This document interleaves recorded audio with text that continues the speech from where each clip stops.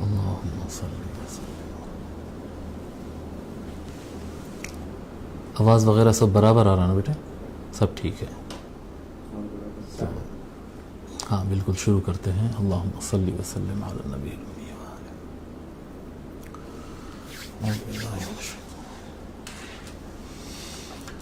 الحمد للہ الحمد للہ رب العالمین، والصلاة والسلام علی سید الاولین والآخرین، سیدنا و نبینا مولانا محمد وعلی آلہ وصحبہ اجمعین، اما بعد۔ محترم خواتین و حضرات، السلام علیکم ورحمۃ اللہ۔ اللہ تبارک و تعالیٰ کا یہ عظیم فضل و احسان ہے کہ ہم حضور اکرم صلی اللہ علیہ وآلہ وسلم کے فضائل اور شمائل پر مشتمل کتاب الشمائل المحمدیہ علی صاحبہا افضل الصلاۃ والتسلیم پڑھنے جا رہے ہیں، اور یہ انشاءاللہ تعالی ہماری اس رمضان کے ایک خصوصی درس رہے گا، اور یہ رمضان میں ہمارے لیے باعث برکت رہے گا۔ کتاب باضابطہ شروع کرنے سے پہلے میں چاہتا ہوں کہ ہم تھوڑا سا کتاب کے بارے میں جان لیں، یہ کیا کتاب ہے، اس کا کیا مضمون ہے، اور ہم کیا پڑھنے جا رہے ہیں اس کو ہم پہلے سمجھ لیں۔ سب سے پہلے میں علم الشمائل سے متعلق آپ حضرات سے کچھ عرض کروں گا کہ شمائل کس کو کہتے ہیں۔ نبذۃ عن علم الشمائل، یہ ہر وہ چیز جو حضور اکرم صلی اللہ علیہ وآلہ وسلم کی ذات مبارکہ سے ڈائریکٹ متصل ہو، ڈائریکٹ متعلق ہو، ہر وہ چیز، ہر وہ علم جو حضور صلی اللہ علیہ وسلم کی ذات مبارکہ سے براہ راست متصل ہو، وہ شمائل کہلائے گا۔ براہ راست متصل ہو یعنی یہ سیرت سے اور حدیث کے لفظ سے زیادہ خاص ہے۔ جب سیرت کہیں گے تو بہت عام ہوگا، اور حدیث کہیں گے تو بہت عام ہوگا۔ ہم اس سے کیا کہتے ہیں، اس سے اور خاص یعنی سرکار سے بالکل متصل ڈائریکٹ جو چیزیں ہوتی ہے اس سے متعلق ہم گفتگو کریں گے۔ اب اس میں فرق کس طرح سے ہے میں بتاتا ہوں۔ جب ہم شمائل کہتے ہیں تو حضور صلی اللہ علیہ وآلہ وسلم کی جو کیفیت ہوگی، حضور صلی اللہ علیہ وآلہ وسلم کا جو انداز ہوگا، حضور صلی اللہ علیہ وسلم کا جو ریاکشن ہوگا، وہ شمائل کہلائے گا۔ ٹھیک ہے، شمائل میں وہ شامل ہوں گے۔ اچھا، یہ ریاکشن کیوں ہو رہا ہے؟ یعنی ہو سکتا شام میں کوئی واقعہ ہوا، نجد میں کوئی حادثہ ہوا، مکے سے کوئی خوشخبری آئی، اس طرح سے جو اس طرف کے واقعات ہوتے وہ سارے سیرت کے اندر ہوں گے کہ دشمنوں نے اس طرح سے کیا تو حضور صلی اللہ علیہ وسلم نے جو ریاکشن دیا۔ جب سیرت کہیں گے تو حضور کا ریاکشن اور دشمنوں کی سازش یا دوستوں کا ساتھ دینا، صحابہ کا سپورٹ کرنا، جی یہ سارے چیزیں اس میں شامل ہوں گی۔ سیرت جب کہیں گے تو اطراف کے واقعات اور بیک گراؤنڈ جو ہے وہ سارا شامل ہوگا۔ جب شمائل کہیں گے تو سارا بیک گراؤنڈ اس کے اندر نہیں آتا۔ شمائل جب کہیں گے تو جسٹ حضور صلی اللہ علیہ وآلہ وسلم کا ریاکشن، حضور صلی اللہ علیہ وآلہ وسلم کا کیا کہتے ہیں چہرے کا انداز، حضور صلی اللہ علیہ وسلم کی طبع اور آپ کی کیفیت جو تھی وہ، ٹھیک ہے۔ تو یہ آقا صلی اللہ علیہ وآلہ وسلم سے جو ڈائریکٹ متصل اشیاء ہو وہ علم الشمائل کے اندر آتا ہے، ٹھیک ہے۔ اب حضور صلی اللہ علیہ وسلم کے جو دور کے رشتہ دار وغیرہ ہے، جو انساب ہے، یہ سب اس کے اندر علم الشمائل میں شامل نہیں ہوتے۔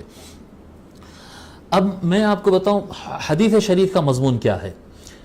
یہ شمائل جو کہتے ہیں، شمائل یہ حدیث شریف کا حصہ ہے، حدیث شریف کا بھی حصہ ہے اور سیرت کا بھی حصہ ہے۔ حدیث شریف کس کو کہتے ہیں؟ حدیث شریف کہتے ہیں قول رسول اللہ صلی اللہ علیہ وآلہ وسلم وفعلہ وتقریرہ وصفتہ، نبی اکرم صلی اللہ علیہ وآلہ وسلم کے الفاظ مبارکہ، آپ جو فرماتے ہیں، سرکار کے فرمان، سرکار کا عمل، جو ایکشن جو آقا صلی اللہ علیہ وسلم نے عمل کیا ہے، وتقریرہ، حضور صلی اللہ علیہ وآلہ وسلم کے سامنے کوئی کام کیا گیا وہ اور حضور صلی اللہ علیہ وسلم نے اس کو منع نہیں کیا، اس کو تقریر کہتے ہیں، جی یہ بھی حدیث میں آئے گا۔ وصفتہ، اور حضور صلی اللہ علیہ وسلم کے اوصاف اور شمائل، یہ بھی جو ہے وہ حدیث شریف میں آتا۔ تو حدیث شریف کا سرکل بہت وائڈ ہے، حدیث شریف کا مضمون بہت بڑا ہے، لیکن شمائل اس میں خاص ہے۔ اب شمائل سمجھنے کے لیے ہم اس کے قریب کے اور دو لفظ کو سنتے ہیں، اور جو اکثر ہم سنتے ہیں وہ الفاظ کو بھی ہم سمجھ لیتے ہیں۔ ایک لفظ ہم شمائل سنتے ہیں، اور ایک لفظ ہم دلائل سنتے ہیں، اور ایک لفظ ہم خصائص سنتے ہیں۔ دلائل النبوہ اور دلائل مصطفیٰ، جی یہ اس طرح کی ہم نام سنتے ہیں. تو دلائل، خصائص اور شمائل، یہ تین طرز کے آپ کو کتابیں بھی ملتی ہیں حضور صلی اللہ علیہ وسلم سے متعلق.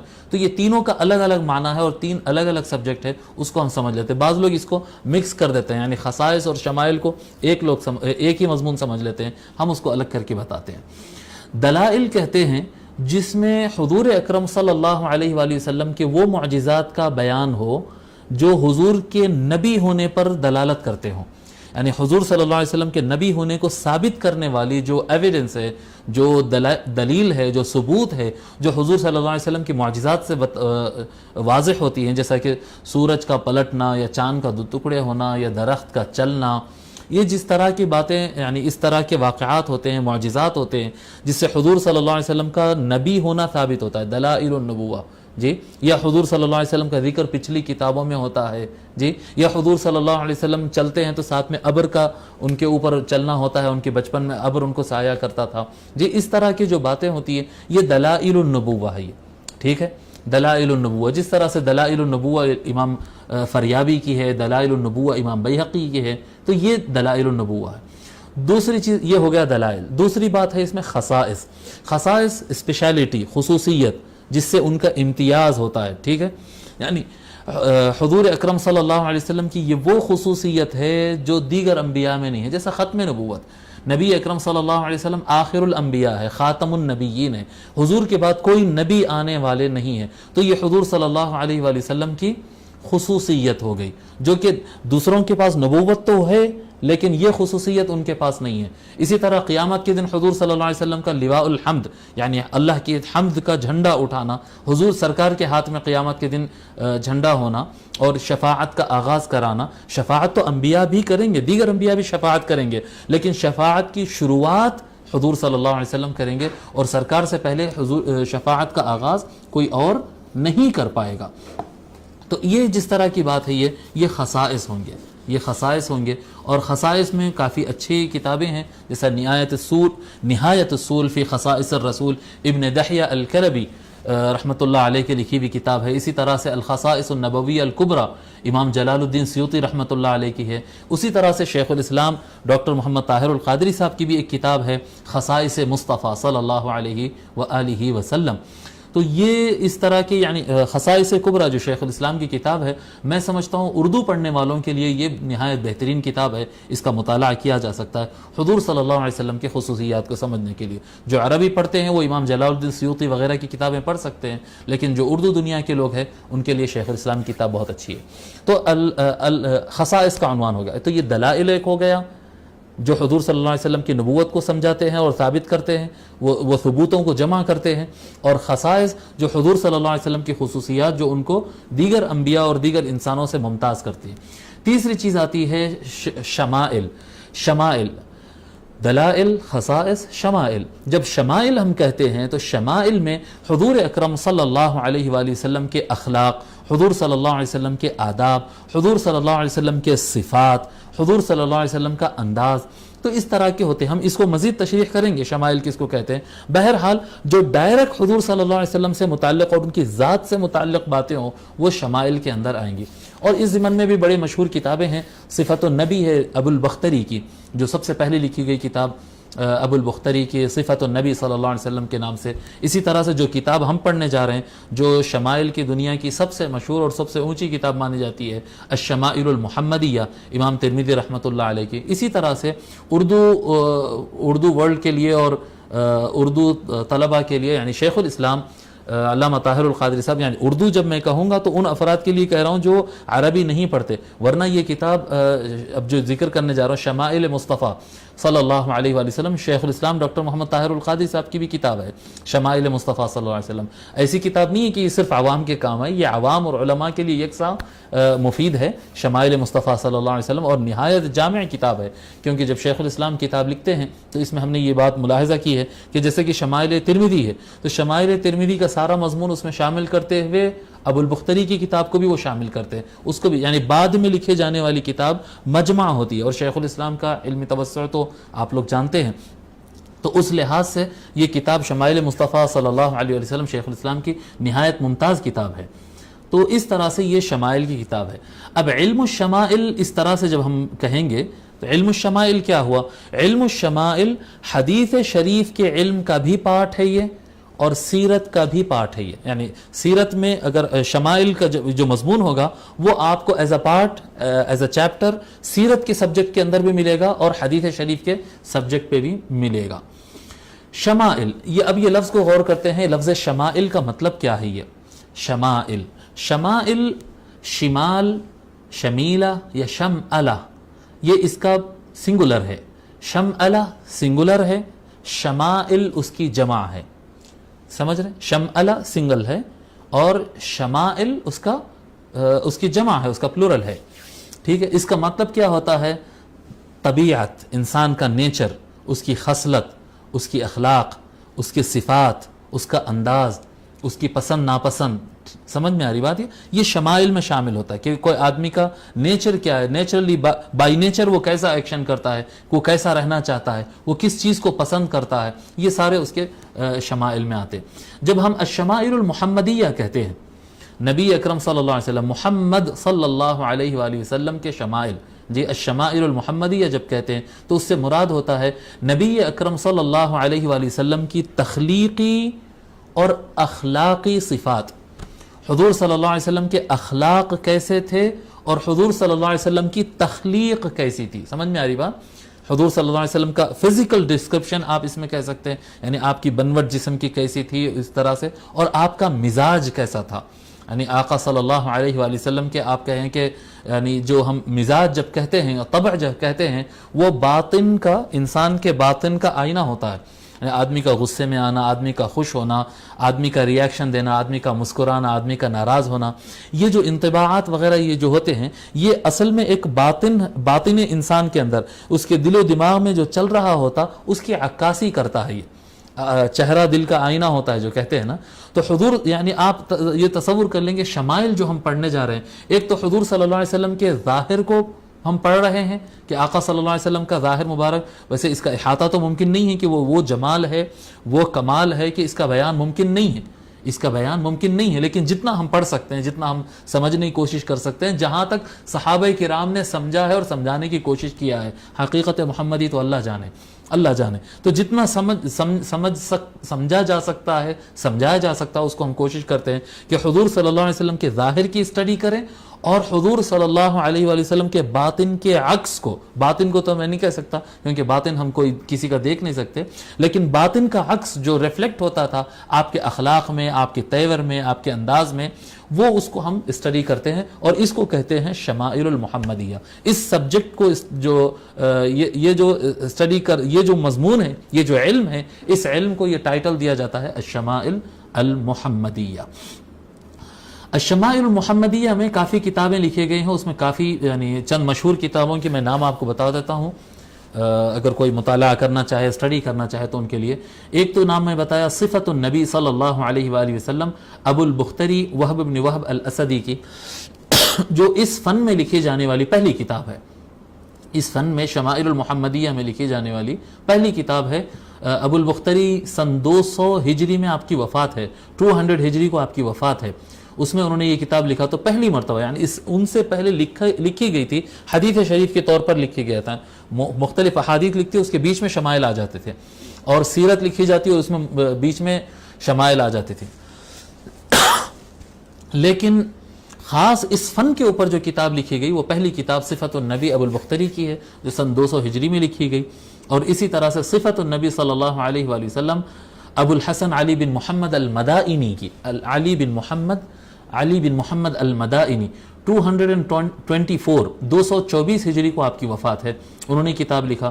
پھر اسی طرح سے صفت و اخلاق النبی نام سے ایک کتاب داود بن علی الاصبہانی، صفت و اخلاق النبی، داود بن علی الاصبہانی نے اس کو لکھا ہے کتاب کو سن 270 میں، 270 میں۔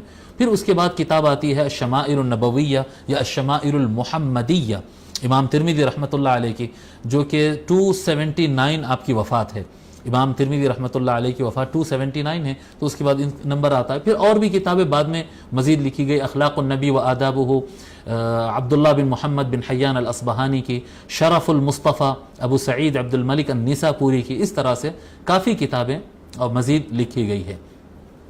اس طرح سے یعنی بعد کے اس میں مناہل الصفا ہے اور انموذج اللبیب فی خصائص الحبیب امام جلال الدین سیوطی کی، یہ ساری کتابیں شمائل پر لکھی گئی ہے۔ شرح اب جو ہم کتاب پڑھ رہے ہیں وہ امام ترمذی رحمۃ اللہ علیہ کی الشمائل المحمدیہ ہے۔ الشمائل المحمدیہ کی شرح جو لکھی گئی ہیں، آپ کو میں بتاؤں کہ شمائل میں جتنی کتابیں لکھی گئی ہیں ان میں سب سے زیادہ شرح، شروحات اور کیا کہتے ہیں حاشیے وہ ترمذی شریف پر کیا کہتے ہیں شمائل ترمذی پر ہی لکھی گئی ہے۔ یہ کتاب کے جتنے زیادہ شروحات ہوئے ہیں، فن شمائل میں کسی کتاب کے اتنے زیادہ شروحات نہیں ہیں۔ میں سمجھتا ہوں اگر تلاش کرنے بیٹھیں گے تو 10-15 اردو شرح تو بڑی آسانی سے مل جائیں گے، اسی طرح سے عربی میں مل جائیں گے، اسی طرح سے مختلف دیگر زبانوں میں بھی، فارسی میں اور دیگر زبانوں میں مل جائیں گے۔ میں ایک 2-3 شرح کے نام آپ کے سامنے بیان کر دیتا ہوں جو بہت زیادہ معتبر اور بنیادی شرح سمجھے جاتے ہیں۔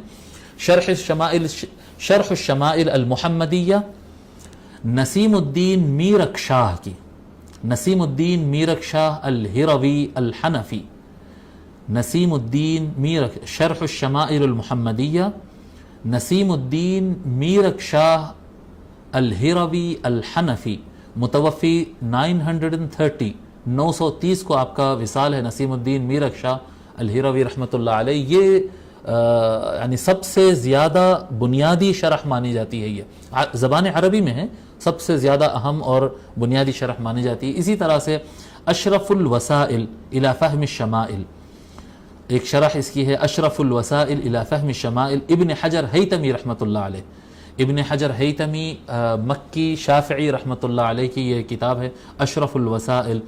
اور کیا کہتے ہیں اور ایک شرح ہے امام ابن حجر ہیتمی رحمۃ اللہ علیہ، 974 میں آپ کا وصال ہے، آپ کا انتقال 974 میں آپ کا وصال ہوا، اور بہت ہی مضبوط اور قابل اعتبار، اور مجھے جتنی شروحات میں نے دیکھا ہے ان میں سب سے زیادہ وزندار اور سب سے زیادہ جامع اور سب سے بہترین شرح جو مجھے ترمذی شمائل ترمذی کی مجھے ملی ہے وہ ہے جمع الوسائل۔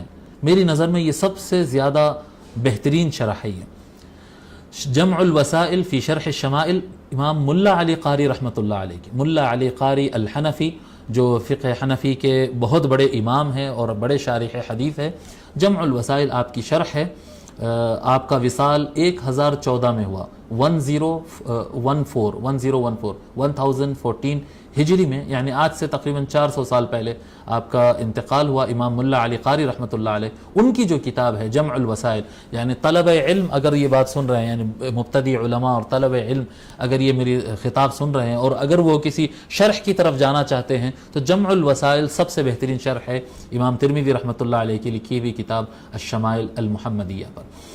اسی کے ساتھ جب ہم کتاب کا تھوڑا سا ہم کیا کہتے ہیں کتاب کے بارے میں کچھ باتیں بتائے ہیں، اچھا یہ بھی ذہن میں رہے کہ اس کتاب کے اندر 56 باب ہے اس کتاب کے اندر، شمائل ترمذی کے ٹوٹل چیپٹرز جو ہے اس کے اندر 56 چیپٹرز ہے، اور احادیث کی تعداد جس نسخے کو ہم پڑھ رہے ہیں، جو کاپی ہمارے ہاتھ میں ہے، اس میں احادیث کی تعداد ہے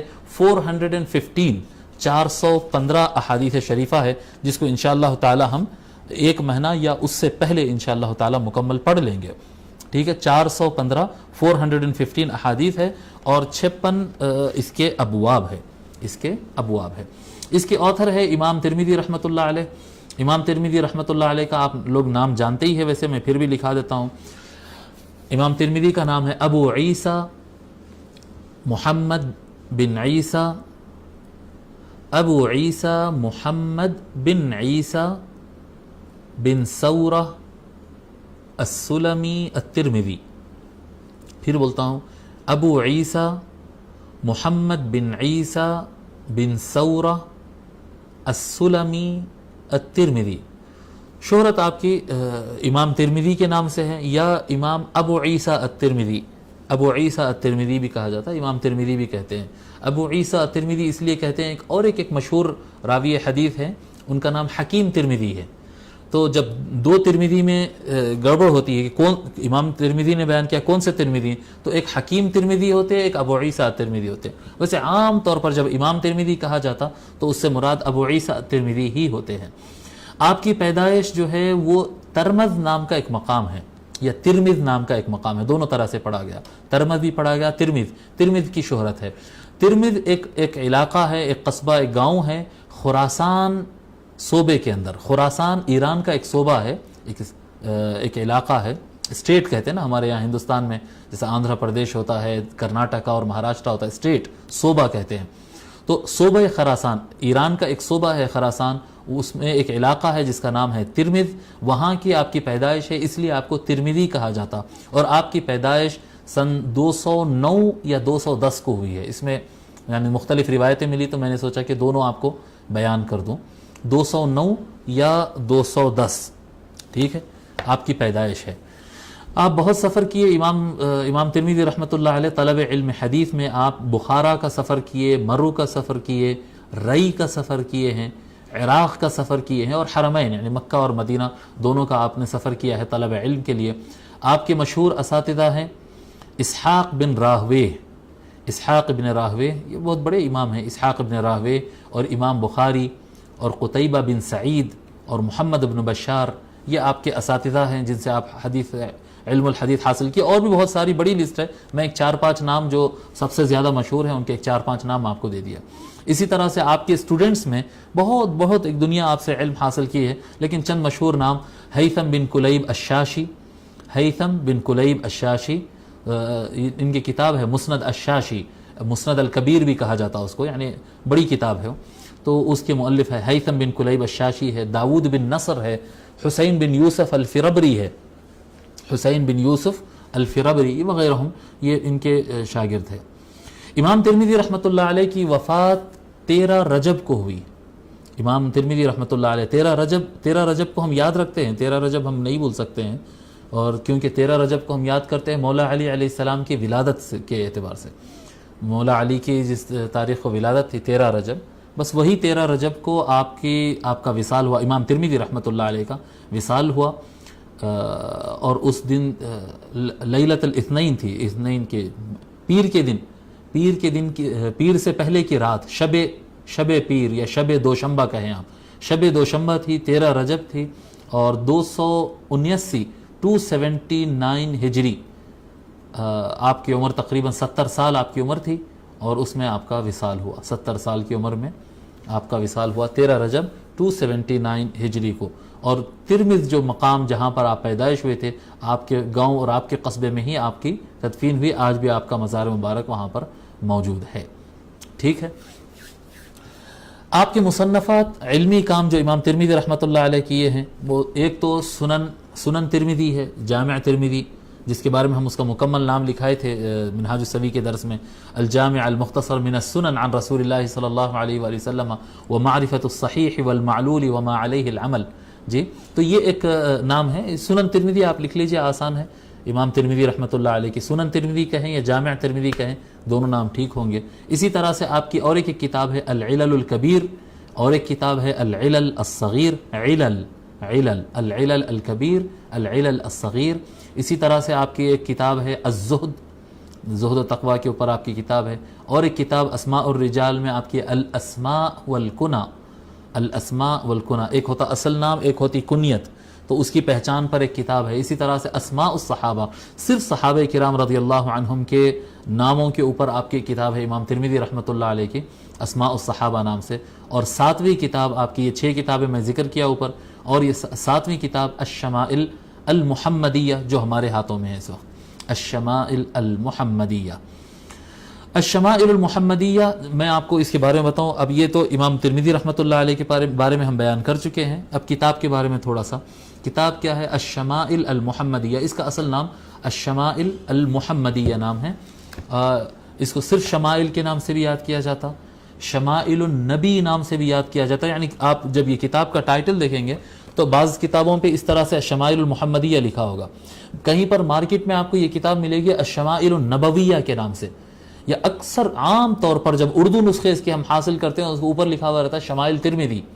تو یہ جتنے نام کہا جائیں گے، الشمائل المحمدیہ یا صرف الشمائل یا شمائل النبی یا الشمائل النبویہ یا شمائل ترمذی، یہ سارے اس سے مراد یہی کتاب ہوگی، یہی کتاب ہے، مختلف ناموں سے اس کتاب کو یاد کیا گیا۔ اس کے احادیث شریفہ گننے والوں نے الگ الگ ڈھنگ سے گنا ہے، جنہوں نے سند کے ریپیٹ کو الگ سے روایت کے طور پر نہیں گنا ہے، انہوں نے اس کی تعداد 395 گنا ہے، احادیث شریفہ کی تعداد 395 انہوں نے کیا ہے۔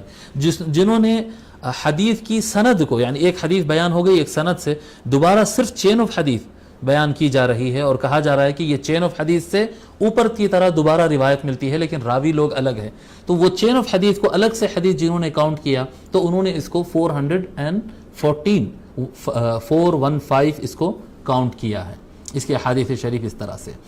یہ کتاب پڑھنے کا فائدہ کیا ہے، کیوں پڑھنا ہے یہ کتاب، کیا مقصد ہے یہ کتاب کو پڑھنے کا، کیوں پڑھیں ہم؟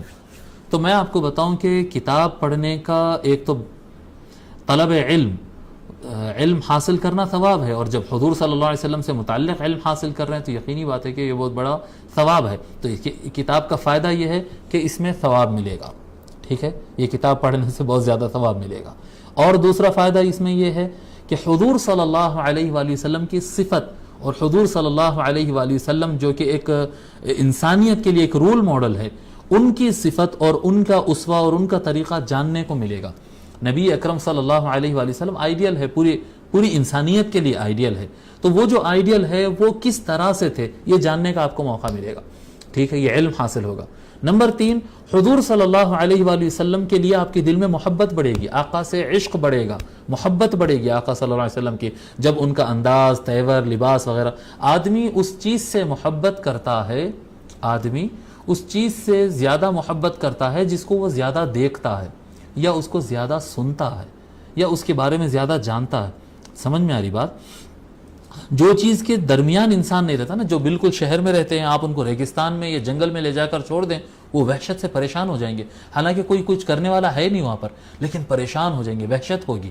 اسی طرح سے کوئی چھوٹے سے گاؤں میں رہنے والوں کو اگر آپ بیچ کیا کہتے ہیں میٹرو سٹی کے بیچ میں ایک آبادی اور بس ڈپو کے پاس اور بڑے بلڈنگوں کے درمیان لا کر کھڑے کر دیں گے، وہ سڑکوں کو اور گاڑیوں کو دیکھ کر وحشت میں آ جائے گا، حالانکہ ہر طرف انسان ہی انسان ہے، لیکن وحشت کس چیز کے لیے ہو رہی؟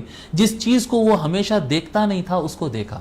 یعنی جو انسان دیکھتا ہے، جو انسان سنتا ہے، جو انسان چھوتا ہے، چکھتا ہے، سونگھتا ہے، اس انسان کو اس چیز کی عادت ہو جاتی ہے، اس سے وہ محبت کرنے لگتا ہے۔ ہم کئی مرتبہ دیکھتے ہیں، بات تھوڑا لمبی ہو رہی لیکن لاجیکل ہے، سمجھانا ضروری سمجھ رہا ہوں میں۔ ہندوستان کا رہنے والا کوئی بندہ عربستان میں، نیو یارک میں، آسٹریلیا میں جب جاتا ہے تو شروع دنوں میں وہ بہت غمگین رہتا ہے۔ شروع دنوں میں اس کو کیا کہتے ہیں، وہ اپنی گلیاں یاد آ رہے ہیں، اپنے سڑکیں یاد آ رہے ہیں، اپنے رشتہ دار یاد آ رہے ہیں، اپنا گھر یاد آ رہا ہے۔ حالانکہ اگر وہ نیو یارک میں ہے یا جدہ میں ہے، دبئی میں ہے، آسٹریلیا میں ہے، تو وہ آپ تصور کریں کہ اس کا گھر ہمارے عام طور پر ہمارے پاس جو جس طرح کے گھر ہوتے ہیں اس سے وہ گھر صاف ہوگا، اس سے وہ گھر اچھا ہوگا، سڑک اچھی ہوگی، کھانا صاف ہوگا، پانی پیور ہوگا، ویدر صاف ہوگا، اس کے باوجود وہ یہاں کے وہ گڑے والی سڑکوں کو یاد کر کے وہ رو رہا ہوگا۔ یہاں پر آمدنی نہیں تھی، وہ آمدنی ہونے کے باوجود بھی وہ غم میں رہتا ہے۔ وہ کیا چیز ہے جو انسان کو غم میں لا رہی ہے اور پریشان کر رہی ہے؟ بس انسان جس چیز کے درمیان رہتا ہے، جس کو دیکھتا ہے، سنتا ہے، سونگھتا ہے، چکھتا ہے، چھوتا ہے، اس سے انسان کو محبت ہو جاتی ہے، محبت ہو جاتی ہے۔ اور جو چیز انسان ڈائریکٹ دیکھ نہیں سکتا ہے اور ڈائریکٹ انسان سونگھ نہیں سکتا ہے، سن نہیں سکتا ہے، اس کو انسان تصور میں کر سکتا ہے۔ تصور میں آپ کوئی بھی رنگ خیال کر لے سکتے، تصور میں آپ فرشتے تصور کر لے سکتے سامنے، جی، انسان جنات تصور کر لے سکتا ہے آدمی جس کو کبھی دیکھا نہیں۔ تو تصور ایک بہت بڑی دنیا ہے۔ میرے استاد محترم صدر الشیوخ حضرت علامہ طاہر رضوی صاحب رحمۃ اللہ علیہ، سید طاہر رضوی صاحب رحمۃ اللہ علیہ، جی، امام علی الرضا کے اولاد سے، رضوی سادات میں سے، آپ فرماتے تھے لا عالم اوسع من عالم الخیال، فرماتے تھے آپ کہ امیجنیشن، جی، امیجننگ کی جو دنیا ہوتی ہے، خیال کی جو دنیا ہوتی ہے، اس سے بڑی کوئی دنیا نہیں ہوتی کہ آدمی آنکھ بند کر کے کسی ملک کا وزیر اعظم بھی بن سکتا ہے، بادشاہ بھی بن جا سکتا ہے، اور وہ خیال ہی خیال میں خوش بھی ہو سکتا ہے، خیال ہی خیال میں آدمی ڈر کر رو بھی سکتا ہے۔ تو خیال بہت بڑی دنیا ہوتی ہے۔ جب ہم یہ اوصاف پڑھیں گے، یہ آقا صلی اللہ علیہ وآلہ وسلم کے سے متعلق آپ کے رنگ کیسا تھا، آپ کا لباس کیسا تھا، آپ اٹھتے کیسا تھے، چلتے کیسا تھے، جب یہ پڑھتے ہیں تو تصور میں حضور صلی اللہ علیہ وآلہ وسلم کا خیال پرنٹ ہونا شروع ہوتا ہے، ایک تصویر بننا شروع ہوتی ہے ذہن کے اندر، اور یہ تصویر حضور صلی اللہ علیہ وسلم سے محبت کو بڑھاتی ہے۔ سمجھ میں آ رہی بات؟ یہ آقا صلی اللہ علیہ وآلہ وسلم کے جو ہے چہرے کو اور آقا صلی اللہ علیہ وسلم کو آدمی یاد کرتا ہے، ان کے انداز کو یاد کرتا ہے، یہ محبت کا ذریعہ بنتا ہے، یہ محبت کا، یعنی فن حدیث کے اندر حدیث شریف پڑھتے ہیں تو حضور سے محبت بڑھتی ہے۔ حدیث شریف کے اندر سب سے، جیسا آپ کہیں نا قرآن کریم میں یاسین قلب القرآن کہا جاتا ہے، اسی طرح سے یعنی دعائیں قبول کروانا ہے تو قرآن کریم کا حصہ جو یاسین شریف ہے وہ سب سے زیادہ پاورفل ہوتا ہے دعا قبول کرنے کے ہونے کے لیے، یعنی آپ سورہ یاسین پڑھ کے اگر دعا کریں گے تو وہ دوسرے صورتوں کے مقابل میں سورہ یاسین کا پڑھنا دعا کو قبول کرانے میں سب سے زیادہ کارگر ہوتا ہے۔ اسی طرح سے یعنی حدیث شریف جب آپ پڑھ رہے ہیں تو آپ کا تعلق بالرسول بن رہا ہے، تعلق محبت بن رہا ہے آقا صلی اللہ علیہ وآلہ وسلم۔ تو یہ تعلق محبت، ایک ہوتا تعلق اطاعت، جی یہ میں تعلق محبت کی بات کر رہا ہوں، حضور سے تعلق محبت بنانے کے لیے، حضور سے جڑ جانے کے لیے، جو کہ ایمان ہے، حضور سے جڑ جانا، تعلق اطاعت یہ عمل ہے، تعلق محبت یہ ایمان ہے، جی تو یہ تعلق محبت بنانے کے لیے سب حدیث شریف کا پارٹ آف شمائل جو ہوتا ہے یہ سب سے زیادہ کارگر نسخہ ہے، سب سے زیادہ کارگر، اس سے حضور صلی اللہ علیہ وسلم سے بہت زیادہ محبت بڑھتی ہے۔ اور اللہ تبارک و تعالیٰ کی نعمتوں کو یاد کرنا، اللہ تبارک و تعالیٰ کی نعمتوں کو یاد کرنا یہ اللہ تعالیٰ کا حکم ہے۔ اذکروا آلاء اللہ، اذکروا نعم اللہ، جی حضور صلی اللہ علیہ وسلم فرماتے ہیں کہ اللہ تعالیٰ کی نعمتوں کو یاد کرو، جی لما اسبغ علیکم من نعمی احب اللہ لما یغدو علیکم من نعمی، او کما قال علیہ الصلاۃ والسلام، یعنی اللہ تبارک و تعالیٰ سے محبت کرو کہ وہ کتنے نعمتیں تم کو عطا فرماتا ہے۔ تو اللہ تعالیٰ کی نعمتوں کو یاد کرنے سے محبت بڑھتی ہے، اور اللہ تعالیٰ کی نعمتوں میں پوری کائنات کو جو اللہ تبارک و تعالیٰ نے نعمت عطا فرمایا اس میں سب سے بڑی نعمت تو آقا صلی اللہ علیہ وسلم ہے۔ نبی اکرم صلی اللہ علیہ وآلہ وسلم سے بڑی نعمت اللہ تبارک و تعالیٰ نے کائنات کو عطا نہیں فرمایا، یہ سب سے بڑی نعمت ہے آقا کی ذات، تو وہ نعمت کو یاد کرنا یہ بھی اللہ تبارک و تعالیٰ کا حکم ہے۔ پھر حضور اکرم صلی اللہ علیہ وآلہ وسلم کے عادات، اطوار اور طبع کو جب ہم پڑھیں گے تو اس کا ہماری زندگی میں ایک ریفلیکٹ ہوگا، ہم ویسا کرنے جائیں گے۔ انسان جس کو دیکھتا ہے اس کی نقل کرتا ہے، انسان کے اندر ایک مادہ ہے، ہر انسان کے اندر ہوتا ہے، کسی کے اندر بہت زیادہ ہوتا ہے کہ وہ ہر ایک کی کاپی کرتا ہے، اور کسی کے اندر بہت کم ہوتا ہے، لیکن ہر انسان کے اندر ایک مادہ ہوتا ہے کہ ایک نیچرلی اس کے اندر ایک تقلید کا مزاج ہوتا ہے کہ وہ جس کو دیکھتا ہے اس کے ویسا کرنے جاتا ہے، ٹھیک ہے، یعنی کوئی انسان اس سے خالی نہیں، کہیں نہ کہیں کچھ نہ کچھ تو آتا ہے۔ جب حضور صلی اللہ علیہ وسلم کی زندگی ہم پڑھیں گے، ان کے عادات و اطوار پڑھیں گے تو وہ چیز ہم کو دماغ میں ریفلیکٹ کرے گی، وہ چیز ہمارے اندر پلٹ کے آئے گی، اور وہ اس راستے پر ہم بھی چلنے کی کوشش کریں گے۔ اور یہ بات تو پکی ہے کہ حضور صلی اللہ علیہ وسلم سے بہتر تو کوئی رول ماڈل نہیں ہے، حضور صلی اللہ علیہ وسلم سے بہتر آئیڈیل شخصیت تو کوئی کائنات کے لیے نہیں ہے، تو ان کے عادات و اطوار ہم اپنانے کی کوشش کریں گے۔ تو یہ 5 فائدے میں بتایا کہ علم حاصل کرنے کا ثواب ملے گا، نبی اکرم صلی اللہ علیہ وسلم کی اسوہ اور عادات ہم جانیں گے، حضور صلی اللہ علیہ وسلم سے محبت میں اضافہ ہوگا، اللہ تبارک و تعالی کی سب سے بڑی نعمت کا ذکر ہوگا، اور حضور صلی اللہ علیہ وسلم کی زندگی سے ہماری زندگی پر اثر ہوگا، یعنی ہم اپنی زندگی میں ان کی زندگی کے تعلیمات کو، ان کے عادات کو امپلیمنٹ کرنے کی کوشش کریں گے۔ یہ 5 فائدے ہیں اس کتاب کو پڑھنے کے لیے۔ یہ کتاب پڑھتے وقت کن چیزوں کا اہتمام کرنا چاہیے، یعنی جب تیاری کر رہے ہیں، آپ پڑھنے کے لیے بیٹھ رہے ہیں تو اس کے لیے تیاری کیا ہونا چاہیے؟ سب سے پہلے بات یاد رکھیے، آپ یہ کتاب پڑھنے کے لیے آپ 5 وقت کی نماز کی پابندی کریے، 5 وقت کی نماز کی پابندی کریے۔ دوسری چیز، نبی اکرم صلی اللہ علیہ وآلہ وسلم پر کثرت سے درود شریف پڑھیے، درود شریف بہت ضروری ہے، یہ کتاب کی تعلیم کے حد تک کم از کم میں بتا رہا ہوں۔ دوسرے تو میں کہتا ہوں ہمیشہ کہ دن بھر میں ایک مسلمان کے لیے کم از کم 300 درود شریف پڑھنا چاہیے، 300، جیسا یعنی اولیاء اللہ کا فرمان ہے، یہ میرا کوئی کہنا نہیں ہے، میں کیا جانتا ہوں، میری حیثیت کیا، اولیاء اللہ نے یہ بتایا ہے کہ 300 مرتبہ درود شریف کم از کم آدمی کو ایک 24 آورز میں کم از کم 300 مرتبہ درود شریف پڑھنا چاہیے۔ اس کے علاوہ میں یہ کہتا ہوں کہ یہ کتاب جب تک آپ پڑھ رہے ہوں، تعلق مضبوط ہونے کے لیے اور یہ کتاب سے خاص فائدہ حاصل ہونے کے لیے، یعنی روحانی اور علمی فائدہ حاصل ہونے کے لیے کم از کم 100 درود شریف آپ ہر روز پڑھنا چاہیے، کتاب سبق شروع کرنے سے پہلے یا سبق کے بعد، جیسا بھی آپ مناسب سمجھے، پہلے بعد آگے پیچھے صبح شام جیسا بھی سمجھے، لیکن کم از کم 100 درود شریف اس نیت کے ساتھ کہ مولا ہم آقا صلی اللہ علیہ وآلہ وسلم کے صفات اور شمائل پڑھنے کے لیے بیٹھ رہے ہیں، مولا ہم کو فائدہ عطا فرما، سرکار کا فیض عطا فرما، اس نیت کے ساتھ۔ طہارت اور وضو کا اہتمام کرنا چاہیے کہ بغیر طہارت اور بغیر وضو کے جو ہے کتاب پڑھنے کے لیے نہیں بیٹھنا چاہیے، بغیر طہارت اور بغیر وضو کے کتاب پڑھنے کے لیے نہیں بیٹھنا چاہیے، وضو سے رہنا چاہیے۔ ہاں ایک مسئلہ ساتھ میں آپ کو بیان کر دوں کہ صرف قرآن کریم خواتین کے لیے اگر ان خاص دنوں میں ہے، خواتین اگر کوئی خاص دنوں میں ہیں تو صرف ان کو قرآن کریم پڑھنا منع ہے، باقی وہ اس طرح کا درس پڑھ سکتی ہیں، سمجھ سکتی ہیں، نوٹس بنا سکتی ہیں، اس میں ممانعت نہیں ہے۔ ہاں ظاہری اعتبار سے وہ پاک صاف رہے، ظاہری اعتبار سے وہ پاک صاف رہے، کیونکہ اس طرح سے اگر چھوڑ دیں گے تو پھر بعد میں پڑھنے کا موقع نہیں آئے گا۔ بالکل پڑھ سکتے ہیں، یعنی ممانعت نہیں، صرف قرآن کریم کو چھونے اور پڑھنے پہ پابندی ہے، باقی نہیں۔ اور باقی سبھی حضرات جو ہے ظاہری اعتبار سے بھی پاک رہے اور کیا کہتے ہیں غسل بھی کیا کریں اور وضو بھی کیا کریں اور پاک صاف رہیں، ٹھیک ہے۔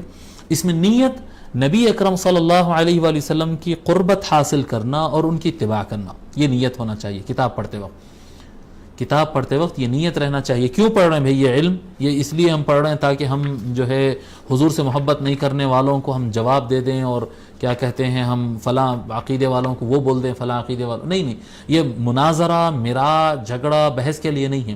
آپ جب کتاب پڑھیں تو آپ کے ذہن میں یہی انٹینشن آپ کی ہونا چاہیے، آپ کے دل و دماغ میں یہی بسا ہوا ہونا چاہیے کہ اے اللہ میں یہ پڑھ رہا ہوں اور یہ معلومات اور یہ علم اور اس کے فیض سے مجھے حضور کے قریب کر دے، تقرب الی الرسول، رسول اکرم صلی اللہ علیہ وآلہ وسلم کے قریب ہونا اور ان کی اتباع کرنا، یعنی ان کی عادتیں ہم اپناتے جانا، ان کے طریقے ہم اپناتے جانا اور ان کی اتباع میں لگ جانا اور ان کو فالو کرنا، نبی اکرم صلی اللہ علیہ وآلہ وسلم کے قریب ہو رہا اور ان کو فالو کرنا۔ اور پانچواں اہتمام اس کا یہ ہے کہ جب یہ کتاب پڑھ رہے ہو تو ایک اشتیاق آپ کے دل میں رہنا، ایک شوق رہنا آپ کے دل میں، ایک تمنا رہنا آپ کے دل میں۔ وہ کیا تمنا رہنا؟ کہ نبی اکرم صلی اللہ علیہ وسلم کا ہم کو بھی دیدار ہو، خواب میں ہو یا بیداری میں ہو، جیسا بھی ہو، دونوں طرح سے ہوتے ہیں۔ خواب میں بھی آقا کا دیدار ہو سکتا ہے، بیداری میں بھی آقا کا دیدار ہو سکتا ہے، اگر اللہ چاہے، اگر اللہ کے رسول چاہے تو یہ ہو سکتا ہے۔ تو یہ تمنا رکھ کر یہ کتاب پڑھنا کہ ایک مرتبہ سرکار صلی اللہ علیہ وآلہ وسلم کے مکھڑے کو، آقا کا دیدار ہم کو بھی حاصل ہو جائے، یہ نیت کے ساتھ، اور یہ بڑا کارگر ہوگا، یہ نبی اکرم صلی اللہ علیہ وآلہ وسلم کو دیکھنے کا اشتیاق، ایک تمنا رہنا اندر۔ جب یہ تمنا اور یہ خواہش کے ساتھ ہم پڑھیں گے تو آپ دیکھیں گے پڑھائی بھی الگ ڈھنگ کی ہوگی اور کیفیت بھی الگ رہے گی، کیفیت بھی ایک عجیب کیفیت اور شاندار کیفیت رہے گی انشاءاللہ تعالی، انشاءاللہ۔ تو 5 اہتمام میں بتایا کہ 5 وقت کی نماز کی پابندی ہونا چاہیے اور درود شریف کا اہتمام ہونا چاہیے اور پاکی اور صفائی اور وضو سے رہنا چاہیے اور نبی اکرم صلی اللہ علیہ وآلہ وسلم کے قریب ہونے اور ان کے اتباع کرنے کی نیت ہونا چاہیے اور نبی اکرم صلی اللہ علیہ وسلم کے دیدار کا شوق ہونا چاہیے۔ یہ 5 اہتمام اور یہ 5 جو ہے تیاریاں آپ کر لیا کریں جب بھی ہم یہ کتاب پڑھیں۔ تو انہی نیتوں کے ساتھ اور اسی شوق رؤیت کے ساتھ اور اسی نیت اتباع اور تقرب اور محبت کی نیت کے ساتھ ہم کتاب شروع کرتے ہیں۔ آئیے اس کتاب کو ہم شروع کرتے ہیں اور کتاب کی پہلی حدیث آپ کھول لیجئے۔ اس سے پہلے ہم فاتحہ پڑھتے ہیں جیسے کہ ہمارا معمول ہے، انشاءاللہ تعالی فاتحہ پڑھیں گے اور فاتحہ پڑھ کے پھر پہلی حدیث شروع کرتے ہیں۔ ربنا تقبل منا الفاتحہ۔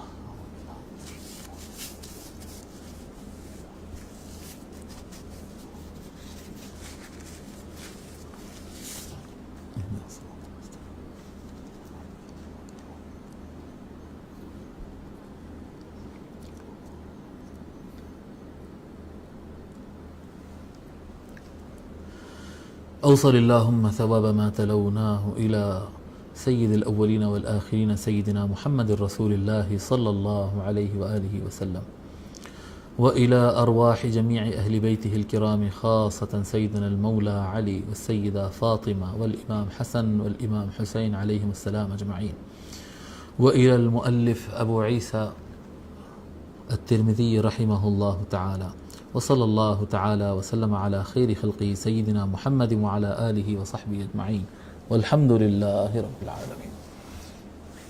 میرے ساتھ دعا آپ حضرات دہراتے جائیں، میں دعا پڑھوں گا، افتتاح کتاب کی جو دعا ہوتی ہے، رب یسر ولا تعسر وتمم بالخیر، رب یسر ولا تعسر وتمم بالخیر، رب یسر ولا تعسر وتمم بالخیر، وبک نستعین یا فتاح یا علیم، یا فتاح یا علیم، یا فتاح یا علیم، رب اشرح لی صدری ویسر لی امری واحلل عقدۃ من لسانی یفقہ قولی۔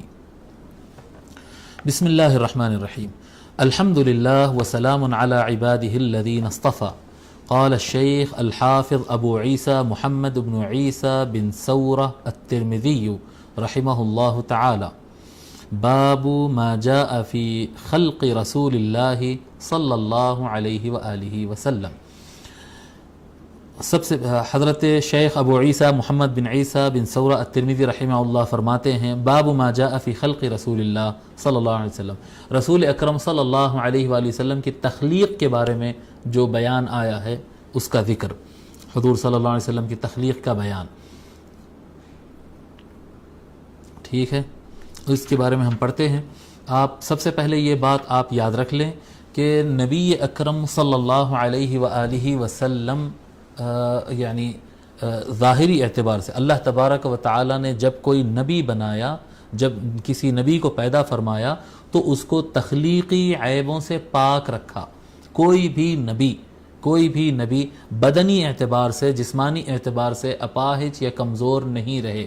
اللہ تبارک و تعالی نے جب کسی انسان کو دوسرے انسانوں کے لیے ایک آئیڈیل بنا کر بھیجا، اسوۃ حسنہ اور ایک رول ماڈل بنا کر جب ان کو بھیجا، تو ان کو جیسا عقلی اور قلبی طور پر، دل کے اعتبار سے اور عقل کے اعتبار سے، علم اور روحانیت کے اعتبار سے انبیاء کو کامل اور مکمل بنایا، اسی طرح سے ان کو جسمانی طور پر بھی اللہ تبارک و تعالی نے مکمل بنایا ہے۔ ابن حجر ہیتمی رحمۃ اللہ علیہ لکھتے ہیں اشرف الوسائل میں، آپ لکھتے ہیں، فاعلم انه من تمام الايمان به صلى الله عليه وآله وسلم اعتقاد انه لم يجتمع في بدن آدمی من المحاسن الظاهرة ما اجتمع في بدنه صلی اللہ علیہ وسلم۔ ایمان کا تقاضا یہ ہے، ایمان کا حصہ یہ ہے، ابھی ہم پہلے حدیث سے پہلے اس باب کے اوپر، اس ہیڈنگ کے اوپر تھوڑا سا تبصرہ کر رہے ہیں۔ امام ابن حجر ہیتمی رحمۃ اللہ علیہ لکھتے ہیں کہ یہ بھی عقیدے میں شامل ہونا چاہیے، یہ ایمان کے کامل ہونے میں، کمال ایمان میں یہ عقیدہ شامل ہے کہ انسان یہ عقیدہ رکھے کہ اللہ تبارک و تعالی نے جو خوبیاں، جو حسن، جو کمال اور جو جمال، جو اچھائی نبی اکرم صلی اللہ علیہ وآلہ وسلم کے جسم پاک میں رکھا ہے، اللہ تبارک و تعالی نے کسی اور کے جسم میں اتنا اچھا نہیں رکھا۔ یہ بھی ایمان کا حصہ ہے، یہ بھی کمال ایمان کا حصہ ہے کہ نبی اکرم صلی اللہ علیہ وآلہ وسلم کے اندر جو محاسن، یعنی ان کا ہاتھ جتنا اچھا ہاتھ تھا، اتنا اچھا ہاتھ کسی اور کا نہیں تھا، ان کا چہرہ جتنا اچھا تھا اتنا اچھا چہرہ کسی اور کا نہیں تھا، کہ سب سے زیادہ اچھا چہرہ، سب سے زیادہ اچھا قدم، سب سے جسمانی اعتبار سے، قوت کے لحاظ سے، جمال کے لحاظ سے، کمال کے حساب سے، جی ہر اعتبار سے جتنا اچھا حضور کو اللہ تبارک و تعالی نے دیا ہے، کسی اور کو نہیں عطا فرمایا۔ اور اس کا راز کیا ہے؟ آپ فرماتے ہیں وَسِرُّ ذَلِكَ أَنَّ الْمَحَاسِنَ الظَّاهِرَ آیَاتٌ عَلَى الْمَحَاسِنِ الْبَاطِنَةِ، اس کا راز یہ ہے کہ ظاہر میں جو اچھائی نظر آتی ہے انسان کی، وہ اصل میں اس کا راز کیا ہوتا ہے کہ انسان اندر سے اچھا ہوتا ہے، انسان اندر سے اچھا ہوتا ہے۔ انسان کے دماغ پر اگر ٹینشن ہو تو اس کی آنکھوں پر نظر آتا ہے، اس کے آنکھوں پر نظر آتا ہے۔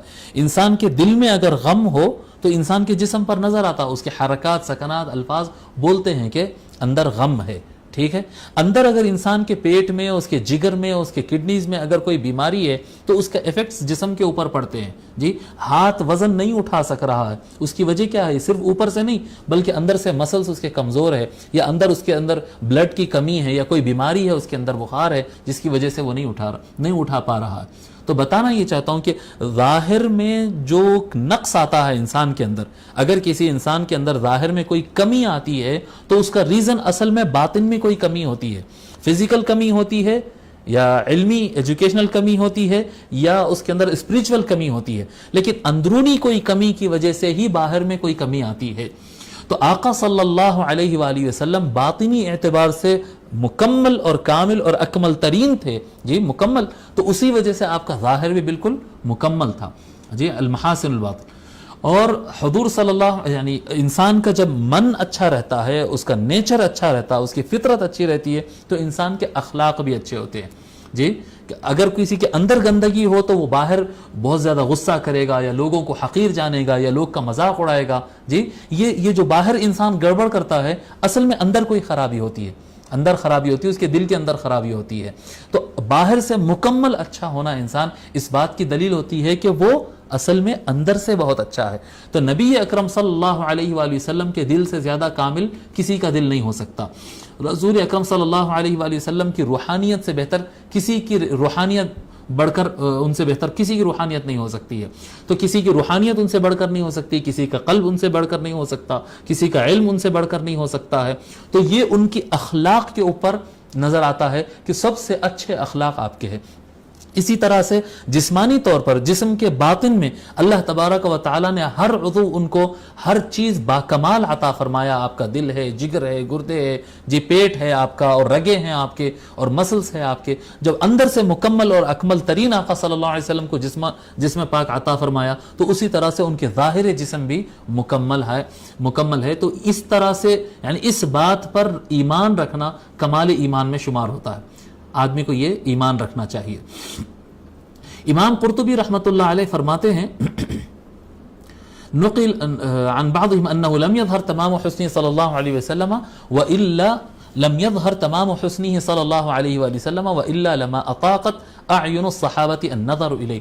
امام قرطبی رحمۃ اللہ علیہ اپنے سے اوپر شیوخ سے نقل فرماتے اور کہتے ہیں کہ حضور اکرم صلی اللہ علیہ وآلہ وسلم کا کمال حسن ظاہر نہیں ہوا، نبی اکرم صلی اللہ علیہ وسلم کا کل حسن ظاہر نہیں ہوا، اور اگر ایسا ہوتا تو صحابہ کرام کی آنکھیں حضور صلی اللہ علیہ وآلہ وسلم کو دیکھ نہیں پاتی۔ یعنی جو کچھ حضور صلی اللہ علیہ وآلہ وسلم کو صحابہ کرام نے دیکھا ہے وہ اپنی ان کی طاقت کے مطابق انہوں نے دیکھا ہے، اور جتنا اللہ تبارک و تعالی نے اپنے حبیب کا حسن، اپنے حبیب کا کمال انسانوں کو دکھانا چاہا اتنا انہوں نے دیکھا، ورنہ کل حسن جو ہوتا ہے آقا صلی اللہ علیہ وآلہ وسلم کا کمال حسن اور اصل حقیقت محمدی جو ہے اس کو دیکھنے کی طاقت کوئی انسان نہیں رکھتا اور کوئی تاب نہیں لا سکتا کہ اگر کل حسن نبی اکرم صلی اللہ علیہ وآلہ وسلم کا ظاہر ہو جاتا تو صحابہ کرام ان کو دیکھ بھی نہیں سکتے، ٹھیک ہے۔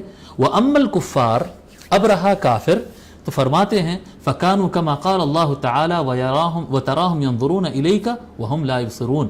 جی کافروں کا مسئلہ تو یہ ہے کہ اللہ تعالیٰ جس طرح نے فرمایا کہ اے محبوب آپ دیکھیں گے کہ ان لوگ کو آپ کی طرف تو دیکھ رہے ہیں لیکن آپ کو دیکھ نہیں پا رہے ہیں۔ وہ کفار حضور کو تو حضور کی طرف تو دیکھ رہے ہیں لیکن حضور کو دیکھ نہیں پا رہے ہیں، یعنی سمجھ نہیں پا رہے ہیں۔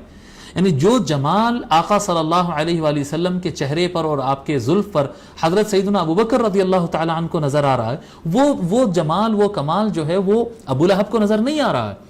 جی جو جمال جو ہے حضرت عثمان رضی اللہ عنہ کو نظر آ رہا ہے، حضرت مقداد کو نظر آ رہا ہے، حضرت سلمان کو نظر آ رہا ہے، حضرت جابر کو نظر آ رہا ہے، وہ عتبہ کو اور شیبہ کو اور ابو جہل کو اور ان لوگ کو نظر نہیں آ رہا ہے، ان کو وہ کمال نظر نہیں آ رہا ہے۔ تو جتنا ایمان کم ہوگا اتنا جمال محمدی کم نظر آئے گا، اتنا جمال محمدی کم نظر آئے گا۔ جیسے ایک 6 فٹ کا آدمی اگر چلتے ہوئے دور سے آ رہا ہے، ایک اچھی نظر والا بالکل اس کو پورے تفصیل کے ساتھ اس کو دیکھ لے گا، کمزور نظر والا بولے گا کہ ہاں کوئی آ رہا ہے، جس کی نظر بہت کمزور ہے کچھ ہل رہا ہے وہاں پر کہے گا۔ تو آدمی کم زیادہ نہیں ہو رہا ہے، دیکھنے والے کی آنکھ کی کمزوری ہے۔ اسی طرح سے ایمان جس کا جتنا زیادہ ہوگا، جتنا ایمان زیادہ ہوگا وہ اتنا زیادہ جمال محمدی دیکھے گا، اتنا زیادہ حضور صلی اللہ علیہ وآلہ وسلم کے کمال کو دیکھے گا۔ اب کیونکہ کفار ہوتے ہیں، ان کے اندر ایمان نہیں ہوتا، تو ان کو سوائے ایک عام انسان کے کچھ اور نظر نہیں آیا۔ وہ کہتے ہیں کہ نہیں یہ تو کیا ہے، یہ تو ہماری طرح بازار میں پھرتے ہیں، ہماری طرح کھاتے ہیں، ہماری طرح بشر ہے، ان کو کچھ نظر ہی نہیں آ رہا ہے، ان کو کچھ نظر ہی نہیں آ رہا، اور صحابہ کرام کو گلیوں میں چلتے ہوئے آقا صلی اللہ علیہ وسلم کے پسینے مبارک سے خوشبو سونگی جا رہی ہے، سونگ رہے ہیں وہ خوشبو آقا صلی اللہ علیہ وسلم کے، اور کہہ رہے ہیں کہ ہم پہچان لیتے کہ اس گلی سے آقا گزرے، ان کی خوشبو اس گلی میں رہتی ہے اس وقت تک۔ آقا صلی اللہ علیہ وسلم پیچھے سے تشریف لا رہے ہیں تو سامنے ایسی روشنی پڑتی کہ صحابہ پلٹ کر دیکھتے کہ آقا تشریف لا لیے۔ یہ کیا ہے؟ یہ جتنا ایمان بڑھے گا اتنا حسن مصطفیٰ اور کمال مصطفیٰ نگاہوں پر کھلتا چلا جائے گا، ٹھیک ہے۔ اور بعض صوفیہ نے کہا، اس کو جمع الوسائل میں امام ملا علی قاری رحمۃ اللہ علیہ نے نقل کیا ہے، بعض صوفیہ نے یہ بھی بیان کیا ہے، اکثر الناس عرفوا اللہ عز وجل وما عرفوا رسول اللہ صلی اللہ علیہ وسلم لأن حجاب البشریت غطت ابصارهم، فرماتے ہیں کہ بہت سارے لوگ اللہ کو پہچان لیتے ہیں لیکن مصطفیٰ کو نہیں پہچانتے۔ بہت سارے لوگ کا معاملہ یہ ہوتا کہ وہ اللہ کو پہچان جاتے ہیں لیکن رسول اکرم صلی اللہ علیہ وآلہ وسلم کو نہیں پہچانتے۔ اس کی وجہ کیا ہے؟ آپ فرماتے ہیں امام ملا علی قاری رحمۃ اللہ علیہ کہ صوفیہ نے بیان کیا، اس کی وجہ یہ ہے کہ ان کے سامنے جمال محمدی اور حقیقت محمدی کے سامنے ایک حجاب بشریت ہے، یعنی ایک ذہن میں ایک بات ہے، نہیں حضور تو بشر ہے۔ جب بشر آپ سمجھ لیں گے تو پھر حضور کے کمالات نظر نہیں آئیں گے۔ جب جیسے آپ بشر کہیں گے، بشر تو ہے، حضور صلی اللہ علیہ وسلم بشر ہے، اور یہ بشر کو ماننا اور بشر کو یاد رکھنا اور بشر ہونے پر اصرار کرنا، تو پھر انسان آگے کی چیزیں نظر اس کو نہیں آئے گی، اس کو آگے کی چیزیں نظر نہیں آئے گی۔ حضور اکرم صلی اللہ علیہ وسلم، جیسے شیخ الاسلام علامہ طاہر القی صاحب کہتے ہیں، حضور صلی اللہ علیہ وآلہ وسلم بشر بھی ہیں، حضور صلی اللہ علیہ وآلہ وسلم نور بھی ہے، اور حضور صلی اللہ علیہ وسلم نور و بشر سے اونچی ایک حقیقت بھی ہے جس کو انسان جانتا نہیں، وہ اللہ تبارک و تعالیٰ بہتر جانتا ہے کہ حقیقت محمدی کیا ہے، وہ حقیقت کیا ہے۔ تو جو کیا کہتے ہیں، جو صرف بشریت کو دیکھتے رہ جاتے ہیں، ان کو تو ایسے ہی لگتا ہے کہ وہ ہمارے ہاں میرے سے تھوڑا لمبے تھے، میرے سے تھوڑا کم قد تھا، میرے عمر ان کی زیادہ تھی، ان کی عمر کم تھی، اتنے تھے اتنے تھے، ہماری طرح کھاتے تھے، تھکتے تھے، سوتے تھے، ان کو یہی نظر آئے گا جیسا کہ کفار کو نظر آتا تھا۔ لیکن جو ایمان کی نظر سے دیکھتے ہیں تو پھر ان کو آقا صلی اللہ علیہ وآلہ وسلم کی ایک ایک ادا کے اندر ایک ایک حسن نظر آتا ہے، ایک کمال نظر آتا ہے، ایک کیفیت ملتی ہے، ان کا ایمان کا لیول بڑھ جاتا ہے، ان کو مزہ آتا ہے، ان کو خوشبو آتی ہے، ان کو حسن نظارہ دکھتا ہے۔ سمجھ میں آ رہی بات؟ آقا صلی اللہ علیہ وآلہ وسلم کی خصوصیتیں ان کو نظر آنا شروع ہوتی ہے، ان کو نظر آنا شروع ہوتی ہے۔ جو ایمان والے ہوتے ہیں ان کو حضور صلی اللہ علیہ وآلہ وسلم کی نورانیت نظر آتی ہے۔ آقا صلی اللہ علیہ وآلہ وسلم کی جو ایمان والے ہوتے ہیں، جتنا ایمان بڑھتا ہے اتنی زیادہ نورانیت نظر آتی ہے، اتنا زیادہ نورانیت نظر آتی ہے۔ چلیے، یہ یعنی حضور صلی اللہ علیہ وآلہ وسلم کی کریشن سے اور آپ کی تخلیق سے متعلق یہ باب ہے۔ پہلی حدیث پڑھتے ہیں آج۔ میں سند بھی پڑھوں گا، آپ کے پاس جو نسخہ ہے اس کے اندر سند نہیں ہے کیونکہ آپ کو سند سے کام نہیں ہے، مگر میں استبراکاً سند بھی پڑھتا چلوں گا۔ حدثنا ابو رجاء قتيبة بن سعيد عن مالك بن انس عن ربيعة بن ابي عبد الرحمن عن انس بن مالك رضي الله عنه انه سمعه يقول كان رسول الله صلى الله عليه واله وسلم ليس بالطويل البائن، ٹھیک ہے۔ حضرت انس بن مالک رضی اللہ تعالیٰ عنہ، عن ربیعہ بن ابی عبد الرحمن، جیسا کہ ہم وعدہ کیے صحابی اور تابعی، ان کے بارے میں ہم لکھائیں گے کہ یہ کون تھے اعلام کے اوپر۔ عن ربیعہ بن ابی عبد الرحمن، ربیعہ بن ابی عبد الرحمن، ٹھیک ہے، ربیعہ بن ابی عبد الرحمن۔ اچھا، آپ لوگ کے پاس جو نسخہ ہے اس میں صحابہ، صرف صحابہ کا ذکر ہے، اس میں تابعین کا ذکر نہیں ہے، ٹھیک ہے۔ تو انس بن مالک رضی اللہ تعالیٰ سے شروع کرتے ہیں۔ انس بن مالک، حضرت انس رضی اللہ عنہ کے بارے میں لکھے، انس بن مالک النجاری الخزرجی۔ انس بن مالک آپ کا نام ہے، انس بن مالک النجاری الخزرجی۔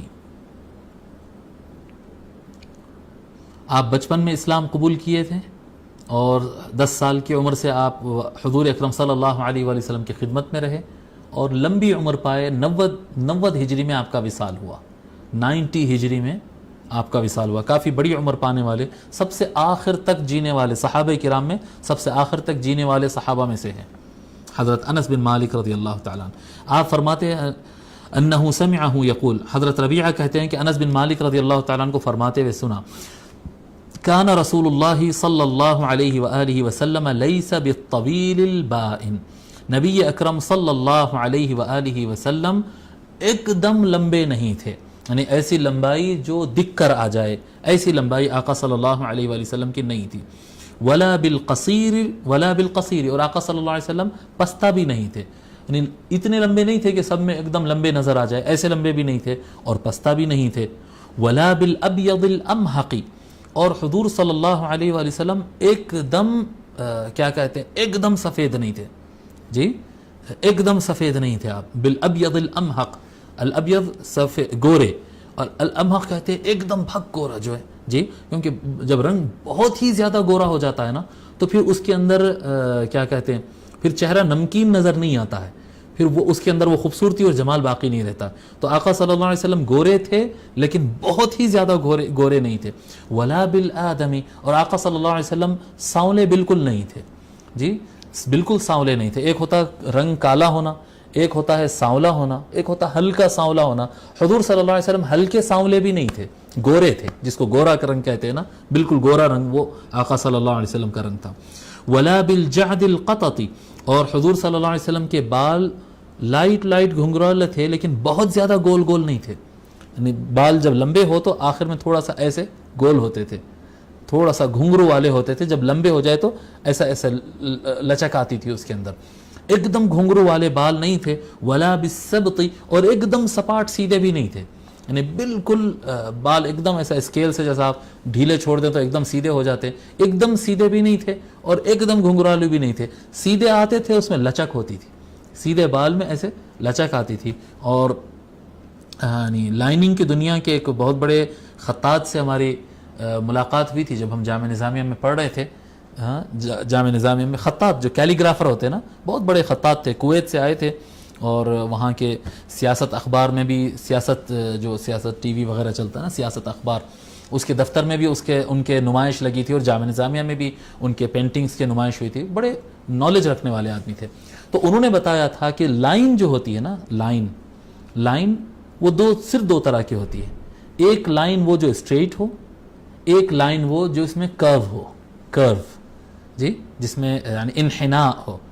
یا لائن سیدھی ہوگی یا لائن میں کرو ہوگا، بس دو ہی قسم کی لائنیں ہوتی ہیں. تیسری قسم کوئی نہیں ہے لائن کی. جب لائن ہوگی تو یا سیدھی ہوگی یا اس میں کرو ہوگا.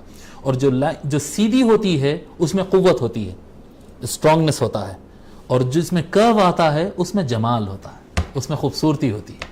سمجھ میں آ رہی بات؟ لائن کے اندر آقا صلی اللہ علیہ وآلہ وسلم کے بال مبارک میں کرو تھا، جی تو جمال تھا.